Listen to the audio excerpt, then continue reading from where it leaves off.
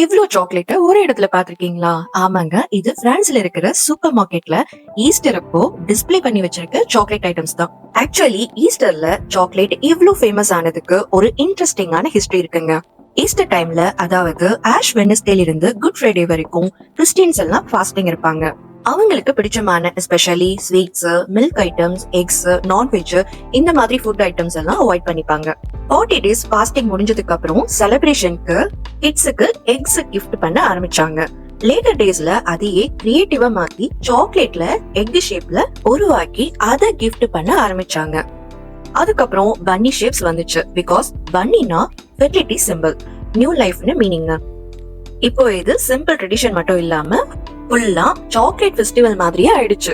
இவ்ளோ சாக்லேட்ட ஒரே இடத்துல பாத்துட்டு உங்களுக்கு காமிக்காம போனா தப்பு தானே. இத பார்ட் 1லயும் பார்ட் 2லயும் இங்க டிஸ்ப்ளே பண்ணி வச்சிருக்க ஒவ்வொரு சாக்லேட்டையும் உங்களுக்கு நான் டிஸ்ப்ளே பண்ணிருக்கேன். கண்டிப்பா பாருங்க, மிஸ் பண்ணிடாதீங்க. நீங்க என்ன ஃபர்ஸ்ட் வாங்குவீங்க, கெயின்ட் எக்கா இல்ல பன்னியா? கமெண்ட்ல சொல்லுங்க. சப்ஸ்கிரைப் பண்ணுங்க, மறந்துடாதீங்க.